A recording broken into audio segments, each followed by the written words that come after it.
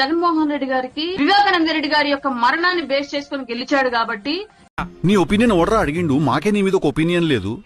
కోడికత్తి అనేటువంటి ఒక అటెంప్ట్ ని సూత్రంగా చేసుకుని అధికారంలోకి రావడానికి కంటిన్యూ ప్లీజ్ ప్రయత్నం చేశాడు కాబట్టి ఆయనకు తెలిసింది ఓన్లీ క్రైమ్ ని వినియోగించుకొని, ప్రమాదాలను, శవాలను వినియోగించుకొని మాత్రమే రాజకీయం ఏం జరిగింది దేవసేన చేయడం తెలుసు. తల్లిని అన్నని తిట్టించి సుగాలి ప్రీతి శవాన్ని అడ్డు పెట్టుకుని శవరాజకీయం చేసి ఎమ్మెల్యే అయిన వ్యక్తి పవన్. లేని పక్షంలో ఏం చేయాలో ఆ రకంగా జనసేన పార్టీ శ్రేణులు అన్నిటికీ సిద్ధమే.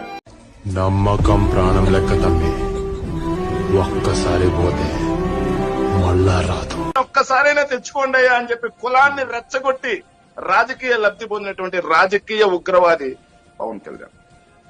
అవును కులాన్మాది పవన్ కళ్యాణ్. వీళ్ళు మా గురించి మాట్లాడితే ఎట్లా? మా గురించి మాట్లాడడం తప్పు కదా.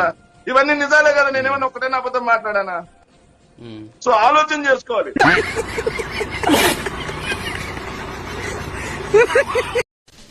బాషా అఫ్జల్ గంజ్ ఆలీ ఖాన్ కా ఆఖరి బేటా